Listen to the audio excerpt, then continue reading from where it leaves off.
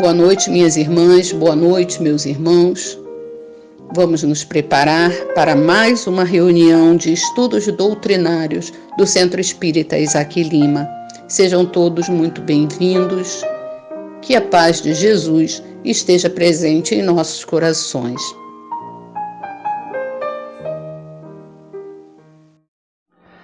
Suave é o jugo de Ana Amélia.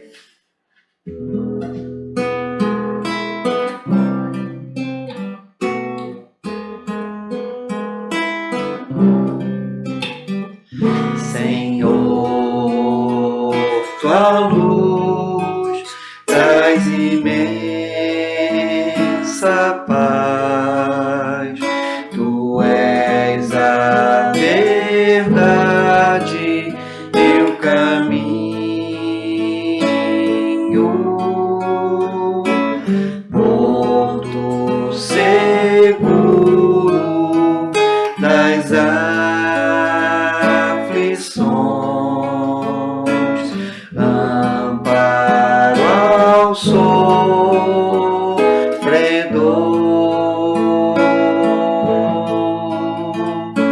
Suave é o jugo por teu amor, ó bondoso Senhor.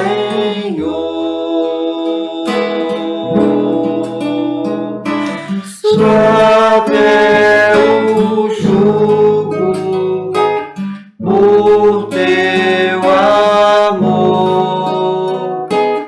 ó bondoso Senhor.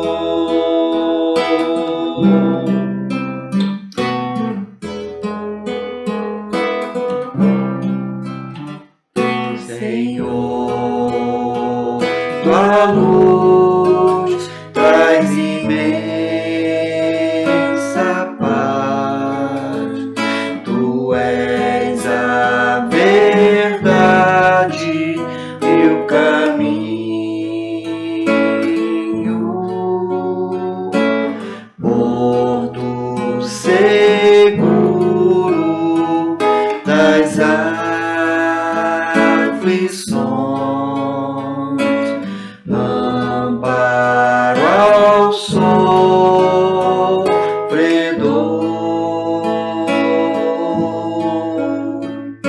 Suave é o jugo por teu amor, ó bondoso Senhor.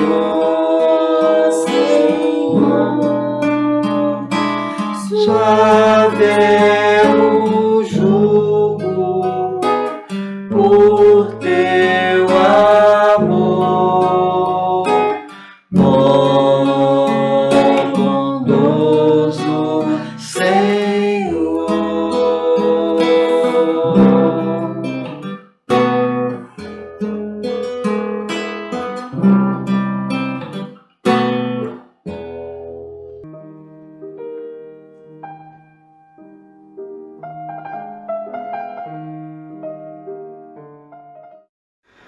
Boa noite, meus irmãos.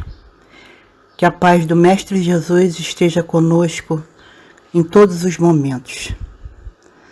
A página de hoje é do livro Vinha de Luz, de Chico Xavier, pelo Espírito de Emmanuel, e é intitulada Aos Discípulos. Mas nós pregamos a Cristo crucificado, que é escândalo para os judeus e loucura para os gregos. Paulo, 1 Coríntios, capítulo 1, versículo 23. A vida moderna, com suas realidades brilhantes, vai ensinando às comunidades religiosas do cristianismo que pregar é revelar a grandeza dos princípios de Jesus nas próprias ações diárias.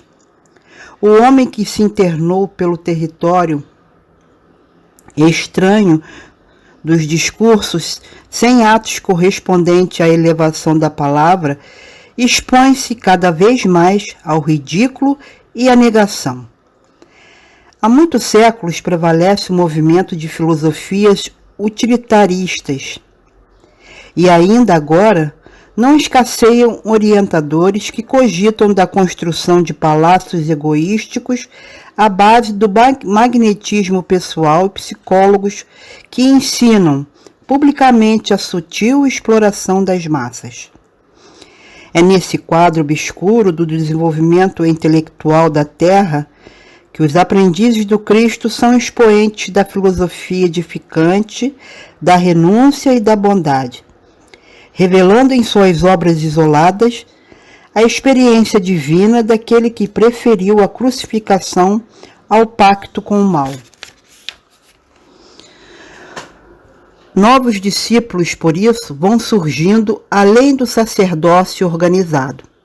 Irmãos dos sofredores, dos simples, dos necessitados, os espiritistas cristãos encontram obstáculos terríveis na cultura intoxicada do século e no espírito utilitário das ideias comodistas. Há quase 2000 anos, Paulo de Társio aludia ao escândalo que a atitude dos aprendizes espalhava entre os judeus e a falsa impressão de loucura que despertava nos ânimos dos gregos. Os tempos de agora são aqueles mesmos que Jesus declarava chegados ao planeta. E os judeus e gregos, atualizados hoje nos negocistas desonestos e nos intelectuais vaidosos, prosseguem da mesma posição do início. Entre eles surge o continuador do mestre, transmitindo-lhe o ensinamento com um verbo santificado pelas ações testemunhais. Aparecem dificuldades, sarcasmos e conflitos. O aprendiz fiel, porém, não se atemoriza. O comercialismo da avareza permanecerá com o escândalo e a instrução envenenada demorar-se-á com os desequilíbrios que lhe são inerentes. Ele, contudo, seguirá adiante, amando, exemplificando e educando com o libertador imortal. Muita paz para todos.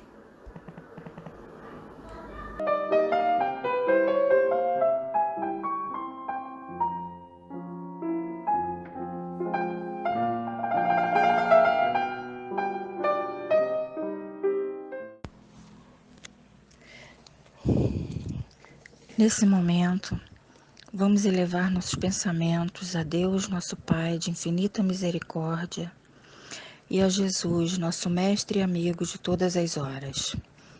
Senhor, obrigada pela oportunidade que nos concede de estarmos aqui reunidos em Teu nome, encarnados e desencarnados. Fortaleça-nos, Senhor, para que possamos enfrentar as tribulações com fé, na certeza de que vamos superar os desafios da nossa caminhada terrena. Conforta os corações daqueles que perderam familiares e amigos, dando-lhes a serenidade necessária para continuar. Que assim seja, graças a Deus e graças a Jesus.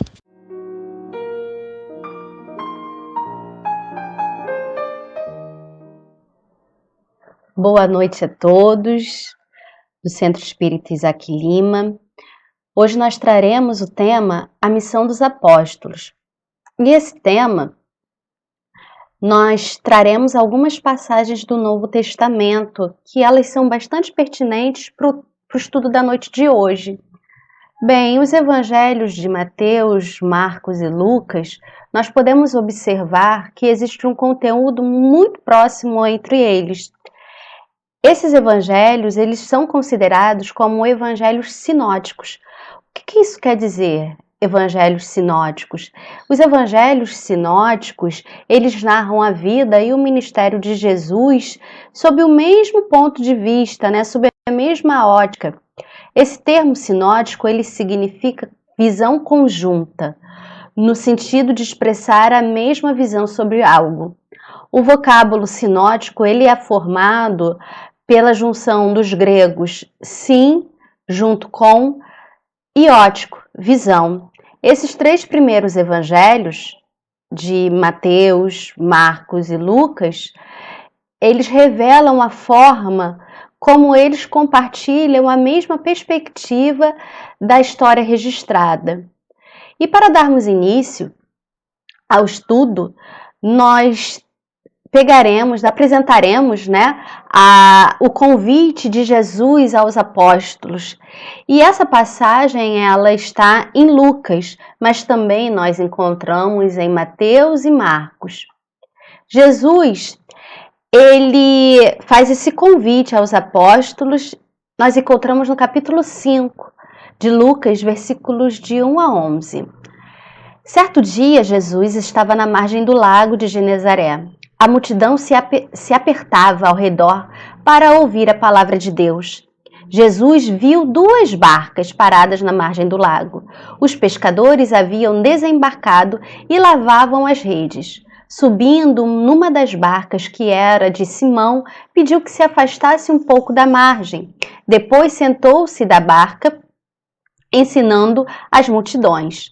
Quando acabou de falar, disse a Simão: avance para as águas mais profundas e lancem as redes para a pesca. Simão respondeu: mestre, tentamos a noite inteira e não pescamos nada, mas atenção à tua palavra, vou lançar as redes. Assim fizeram, e apanharam tamanha quantidade de peixes que as redes se arrebentavam. Então fizeram sinal aos companheiros de outra barca para que fossem ajudá-los. Eles foram e encheram as 2 barcas a ponto de quase afundarem. Ao ver isso, Simão Pedro atirou-se aos pés de Jesus e disse: Senhor, afaste de mim, porque sou um pecador. É que o espanto tinha tomado conta de Simão e todos os seus companheiros por causa da pesca que acabavam de fazer. Tiago e João, filhos de Zebedeu, que eram sócios de Simão, também ficaram espantados. Mas Jesus disse a Simão: não tenha medo. De hoje em diante você será pescador de homens. Então levaram as barcas para a margem, deixaram tudo e seguiram Jesus. A cena que nós acabamos de apresentar, ela é bastante simbólica, porque Jesus ele chama os seus primeiros discípulos, mostrando qual seria a eles a missão. Que missão seria reservada a eles? Fazer que os homens eles participassem da libertação trazida por Jesus e que só pode se realizar-se no segmento dele, mediante a união com ele e sua missão. O convite que Jesus fez aos discípulos foi exigente. É preciso o quê? Deixar tudo para que nada possa impedir os discípulos de anunciarem a boa nova do reino. Bem, Jesus vai em busca de pessoas simples. Ele vai em busca de simples pescadores. Para Jesus não importa o preparo científico e títulos acadêmicos dos seus seguidores, mas que eles tenham o quê? Fé e amor no seu coração. Porque aquele que prega por ordem do Cristo não precisa demonstrar nada, só testemunhar a verdade do amor de Deus. A vocação dos primeiros discípulos, ela acontece junto ao Mar da Galileia, conhecido também como Mar de Genezaré. O Mar da Galileia é o lugar onde vive o povo da Galileia e ali trabalham. Isso quer dizer que o chamado ele não foi feito em nenhum ambiente religioso particular, mas onde as pessoas verdadeiramente viviam na sua jornada cotidiana. Jesus ele procura e encontra o povo em sua própria situação concreta. Jesus ele apresenta a cada um convite de segui-lo. E ali onde se encontra, numa situação comum, onde todos se encontravam numa situação comum. Uma situação comum, uma situação honesta e honrada, como daqueles primeiros discípulos que eram os pescadores. Jesus vai de um ao outro e os chama aos destinos. E esse destino, ele inclui muitos desafios.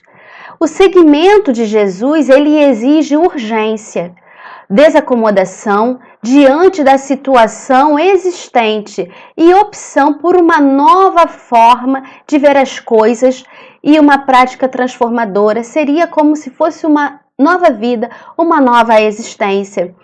Tudo é necessário para percorrer o caminho de Jesus em direção a esse conhecimento. Jesus chama para segui-lo.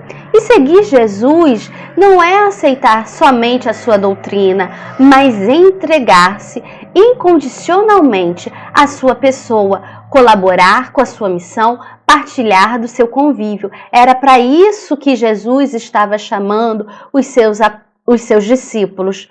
Quando Jesus ele fala em pescadores de homens, o que isso significa? Essa expressão, ela indica uma atividade missionária dos discípulos. Não significa somente atrair as pessoas para o reino de Deus, mas preparar a humanidade para um novo conhecimento. Deixar tudo e seguir Jesus. Bem, esse atrativo da chamada de Jesus, ele é irresistível e os fazem capazes de renunciar à família ao seu trabalho também, para seguir Jesus. E essa ruptura com a família, naquela época de Jesus, ela tinha bastante significado. Por quê? Porque culturalmente, a casa e a família eram então um grupo de apoio mais sólido, desde o ponto de vista social, e os que careciam de uma família, eles careciam de honra e de prestígio, e econômico também, porque a família era a principal unidade de produção e o grupo em que se exercia uma mútua solidariedade. Deixando a família, os discípulos estavam fazendo ali uma opção muito radical, deixando verdadeiramente tudo o que tinham. E na época, deixar a família significava deixar o prestígio e a segurança. E quando eles deixavam isso, quando isso não mais importava e seguir Jesus, era esse chamado que Jesus fazia, porque nada poderia impedir espalhar essa boa nova. Nós temos também em Mateus, no capítulo 9, que vai dos versículos 9 a 13, a passagem. Em uma das peregrinações de Jesus, Jesus viu um homem chamado Mateus, sentado na coletoria, e disse-lhe: "Siga-me." Mateus levantou-se e o seguiu. Estando Jesus em casa, foram comer com ele e seus discípulos muito publicanos e pecadores. Vendo isso, os fariseus perguntaram aos discípulos dele: "Por que o mestre de vocês come com publicanos e pecadores?" Ouvindo isso, Jesus disse: "Não são os que têm saúde que precisam de médico, mas sim os doentes. Vão aprender o que isto significa. Desejo misericórdia, não sacrifícios, pois eu não vim chamar justos, mas pecadores." Nos evangelhos de Marcos e Lucas, nós encontramos essa mesma passagem, mas o nome que encontramos é Levi. Levi e Mateus são a mesma pessoa. Naquela época de Jesus, a maioria das pessoas elas tinham de 2 a 3 nomes, um nome judeu, um nome romano e possivelmente um nome grego. Levi era um nome judeu, Mateus era um nome romano. Mateus, ele servia a Herodes em Cafarnaum, na Galileia, coletando impostos sobre os produtos que passavam na entrada de Damasco para o mar Mediterrâneo. Por realizar esse tipo de trabalho, Mateus devia ser um homem educado, familiar, com a língua grega, assim como nativo na língua aramaica também, o que qualificou para que ele pudesse escrever o Evangelho de Mateus. Como cobrador de impostos, Mateus ele devia ser um homem rico, mas na sua ocupação fazia com que fosse desprezado pelos judeus e considerado como uma das pessoas mais baixas. Os fariseus, eles se dedicavam, a sua maior atenção às questões relativas à observância das leis de pureza e do ritual, inclusive fora do templo. Eles falavam constantemente de cobradores de impostos da mesma forma que falavam de pecadores. Quando Mateus ele foi chamado por Jesus, Mateus, na mesma hora, se levanta e segue Jesus. Mateus, ele estava trabalhando. Possivelmente, Mateus, ele conhecia Jesus. E quando ele escuta esse chamado, ele vai e segue. E ele convida Jesus para um banquete. Ele oferece um banquete a Jesus e também aos cobradores de impostos e outras pessoas que se juntaram a eles. E foi nesta festa que os fariseus e os mestres da lei, eles fizeram a tão famosa reclamação: por que vocês comem e bebem com os cobradores de impostos e com outras pessoas de má fé? Nesse momento, Jesus ele está fazendo o quê? Ele está quebrando protocolos, quebrando fortalezas e barreiras espirituais que as próprias pessoas elas construíram e acreditaram naquilo.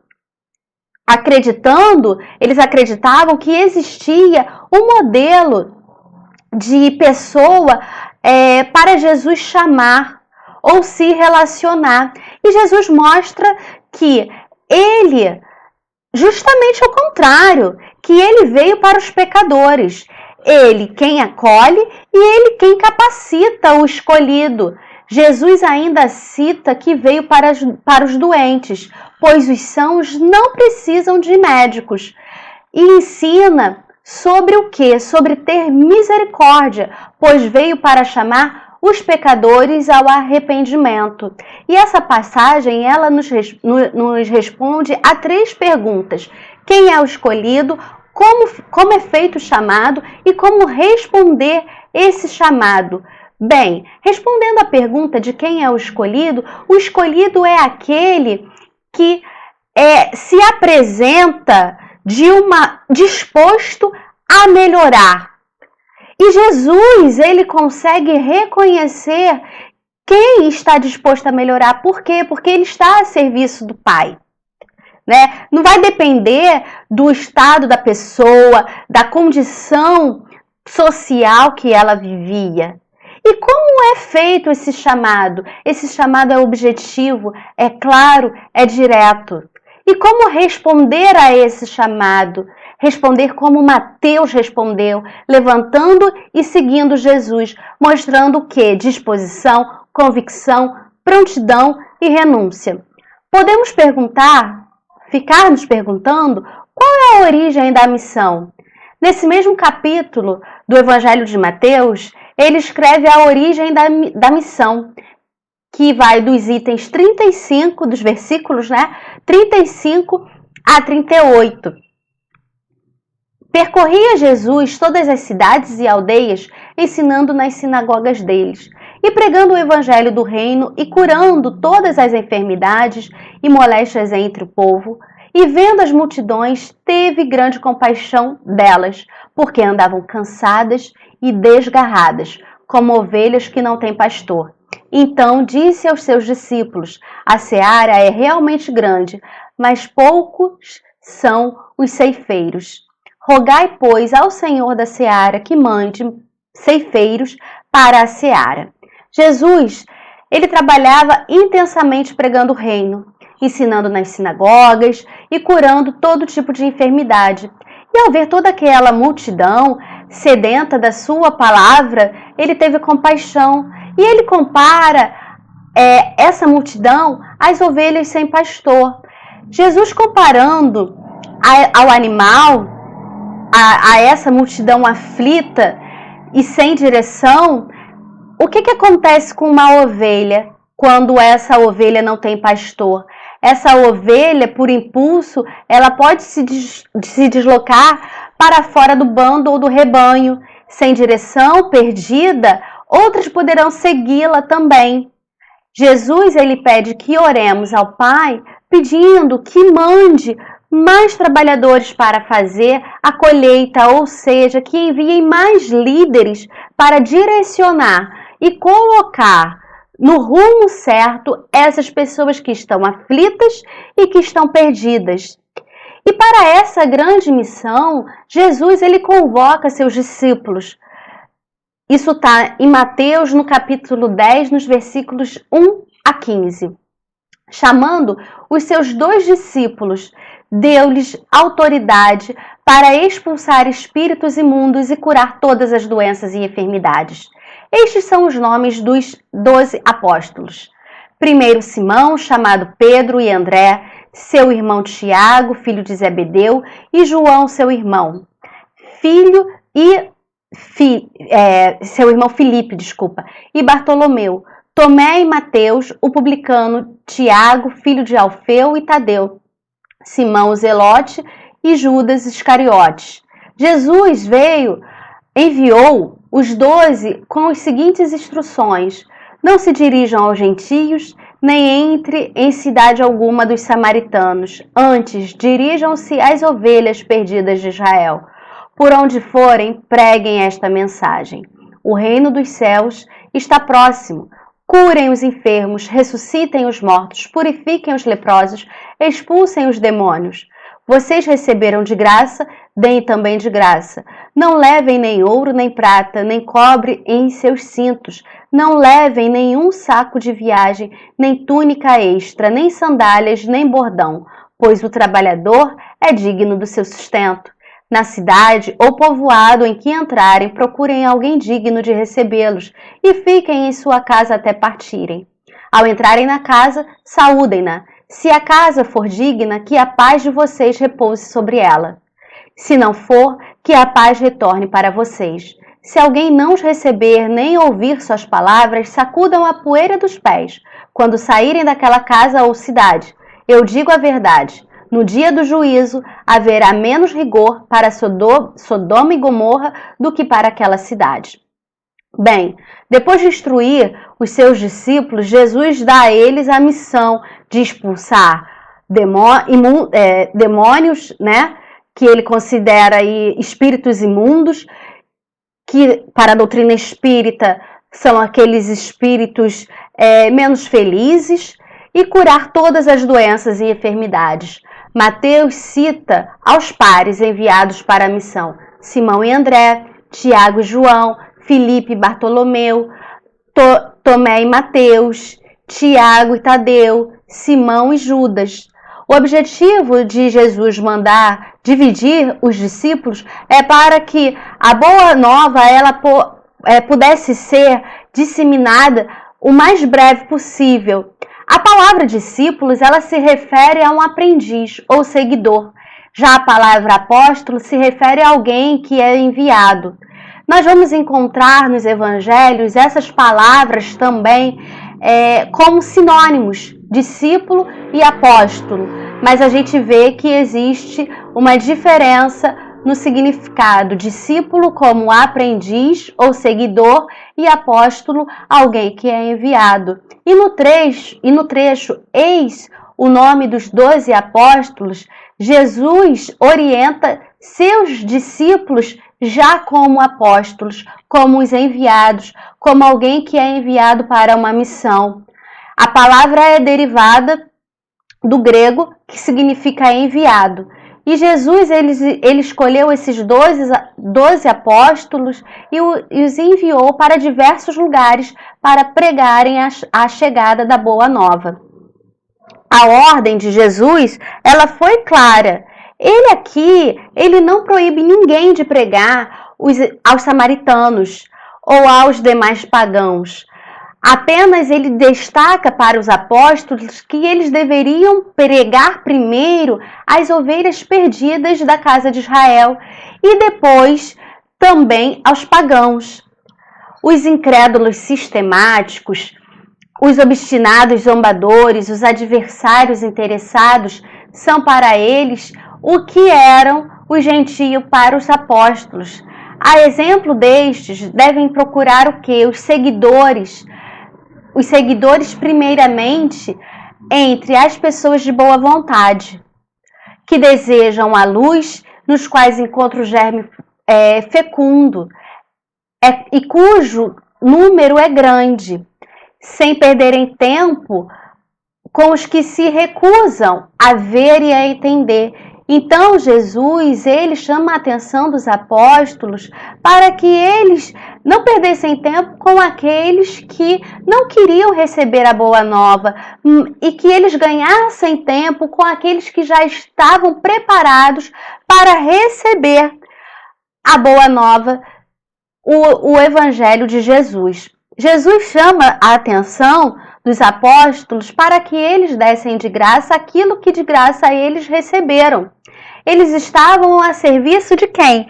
Do reino, do dono do reino dos céus, ou seja, de Deus, do nosso Pai. E Deus, ele não vende benefícios, ele concede-os. E Jesus, nesse momento, ele está tratando de um tema que é muito conhecido no Espiritismo, que é a mediunidade.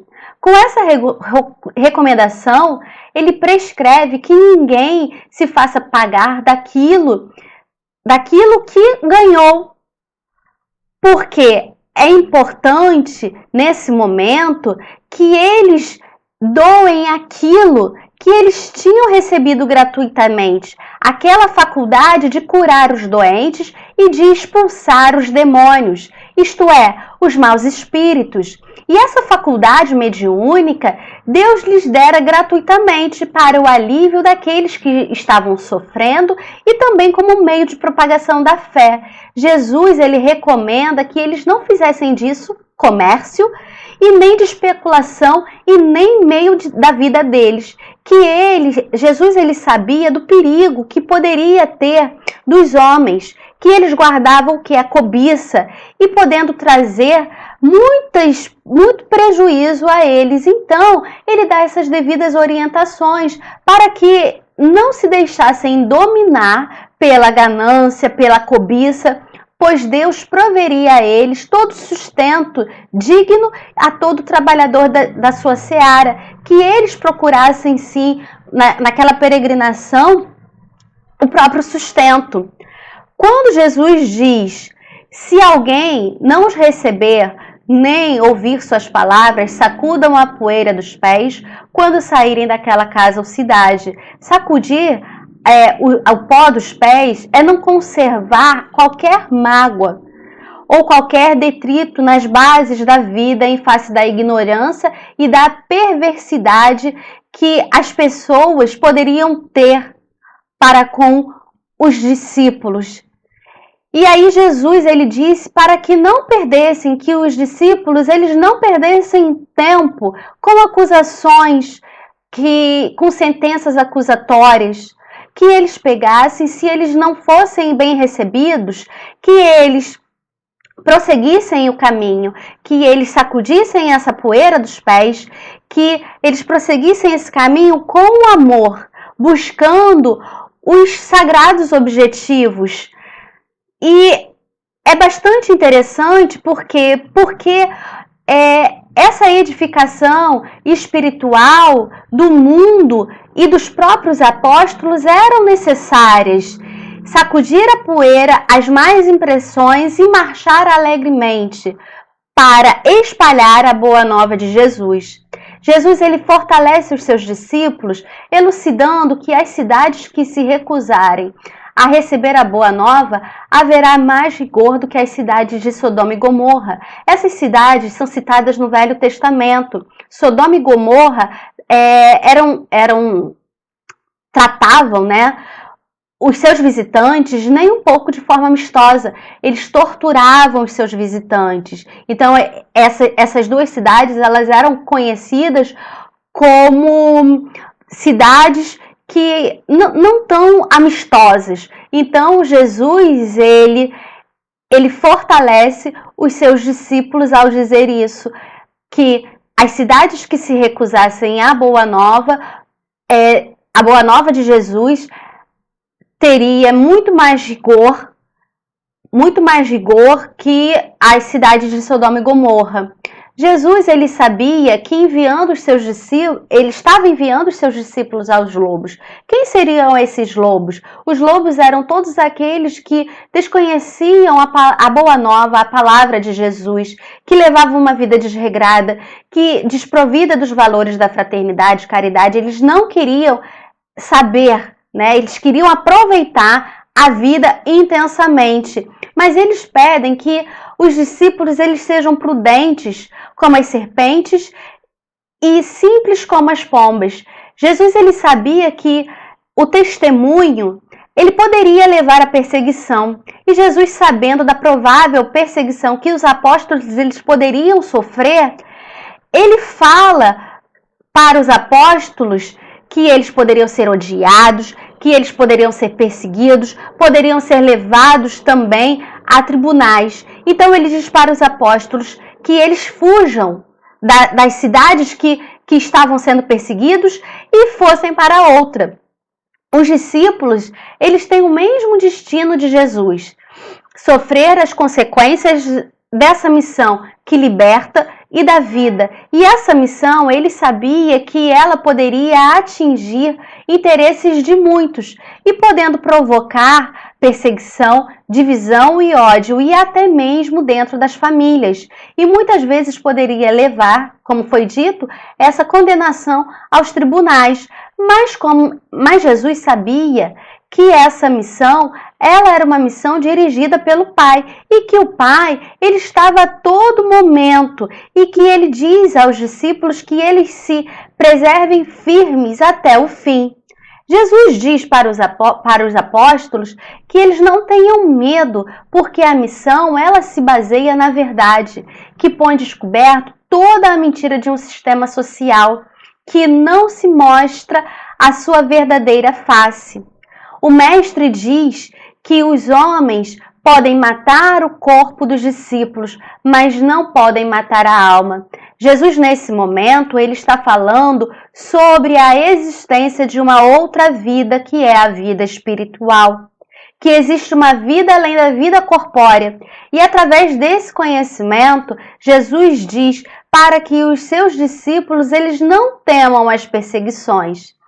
Essas reflexões que foram feitas são referentes ao capítulo 10, versículos 16 a 33 do Evangelho de Mateus. Se vocês quiserem, façam a leitura, é muito boa, tá? Fica aqui, capítulo 10, versículos 16 a 33 do Evangelho de Mateus. Nós temos um livro também, que é Vida e Atos dos Apóstolos, de Caibar Schutel. Nesse livro, na conclusão, o autor nos diz que a vida dos apóstolos foi uma vida de trabalhos, de incessante luta pela difusão do Evangelho.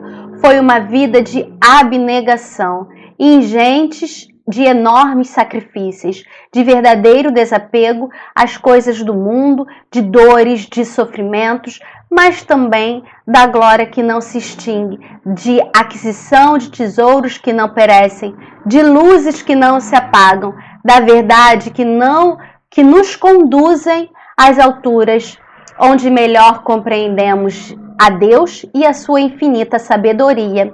Podemos dizer que o que caracteriza a vida dos apóstolos são os atos de amor, de sabedoria, de tolerância para com os ignorantes, de humildade, de renúncia, de compaixão para com os infelizes, de extraordinária dedicação à difusão dos ensinos que receberam do Mestre Jesus, de fé firme, inabalável e na continuidade da vida, de submissão, de singular devotamento no culto de verdade e de amor às coisas divinas, pondo absolutamente de lado todos os interesses materiais.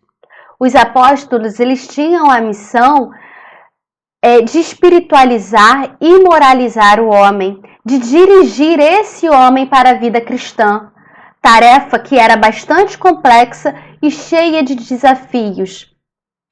A eles coube a tarefa de espalhar as claridades da Boa Nova por toda a parte, repartindo o pão milagroso da fé com todos os famintos de coração. Em relação ao ponto de vista da doutrina espírita, nós podemos dizer que quando Jesus ele faz esse chamado aos 12 apóstolos, com certeza esses apóstolos eles foram preparados na espiritualidade, porque para eles espalharem essa boa nova, essa revelação, essa nova revelação, eles precisavam transmitir algo uma mensagem que eles já tinham um conhecimento prévio. Porque quando Jesus ele chamava os discípulos, esse chamamento era um chamamento objetivo, era um chamamento claro, e ele sabia da predisposição que esses discípulos eles tinham, que eles já tinham um coração ali preparados para o trabalho. Então, com certeza, esses espíritos eles foram preparados na espiritualidade. Não se pode imaginar que alguém possa sair pelo mundo a pregar uma nova filosofia moral sem estar devidamente habilitado para tal. Jesus os formou em apóstolos com os seus ensinamentos e, sobretudo, com os seus exemplos de amor ao próximo, de carinho, de fraternidade e caridade. Bem, meus irmãos, nós chegamos ao fim do nosso estudo. É um estudo que poderíamos ter, se o tempo nos deixasse, trazer várias passagens, mas espero que possa ter contribuído para o maior esclarecimento e que possamos agir como os discípulos agiram quando Jesus nos chama para o trabalho. E Jesus ele nos chama todos os dias de nossa vida e que possamos atender de prontidão a esse chamado de Jesus. Fiquem com Deus, com Jesus e que possam estar com saúde para em breve nos reencontrarmos.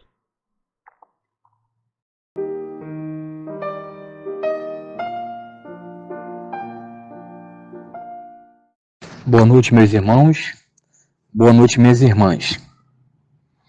Que possamos fechar nossos olhos e elevarmos nossos pensamentos a Deus Pai, Criador de todas as coisas, ao nosso guia e modelo Jesus e a toda a espiritualidade amiga que sempre se faz presente. Pai de infinita bondade e misericórdia, te agradecemos por mais esta noite de estudo da doutrina dos Espíritos. Dá-nos força, fé e esperança para suportarmos as adversidades em nossa caminhada e que possamos lembrar sempre que o cair é do homem, mas o levantar é de Deus. Te suplicamos pelos nossos irmãos que se encontram em situação de miséria absoluta e que o espírito de solidariedade se manifeste em nossos corações, que haja mudanças em nossa sociedade e que a caridade e o amor seja irradiado em nosso meio. Que haja união entre nossas lideranças governamentais e que possamos nos conscientizar que todos somos irmãos e que a paz do nosso grande educador e Senhor, Jesus, esteja sempre em nossos corações. Que assim seja. Prezadas irmãs, prezados irmãos, ao final desta reunião, nós agradecemos a todos os que nos ouviram, agradecemos a todos os companheiros e companheiras que colaboraram para que essa reunião fosse feita. Agradecemos esta bendita oportunidade de estarmos aqui reunidos em nome de Jesus, em nome de Deus nosso Pai. Que possamos nos reencontrar na próxima semana com alegria em nossos corações. Uma boa noite e um grande abraço. Quando eu penso em Jesus, de Willy de Barros.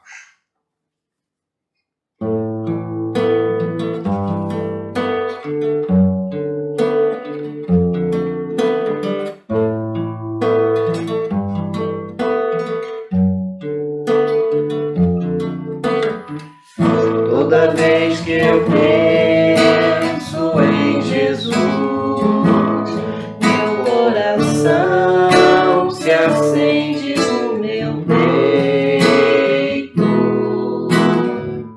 Toda vez que eu sinto essa luz iluminando a minha mente, meu corpo, pareço flutuar. Quando penso em Jesus, eu sinto paz. Quando penso em Jesus, minha alma se perfuma numa doce vibração.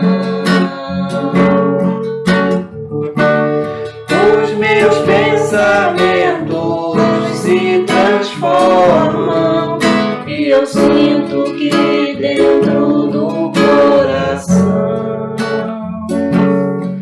vai surgindo, vai crescendo um sentimento diferente e puro, me enchendo, me elevando, transcendendo todas as fronteiras.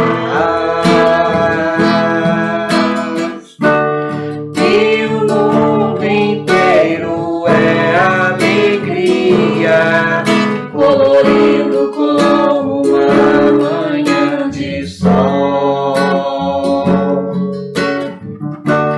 Quase grito de tanta felicidade, meu sorriso não demora a despontar. Quando penso em Jesus, só quero amar.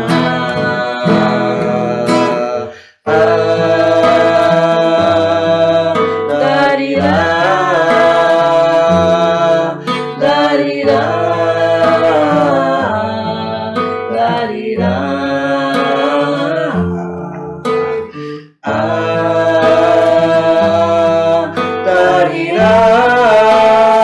Darirá, darirá, darirá.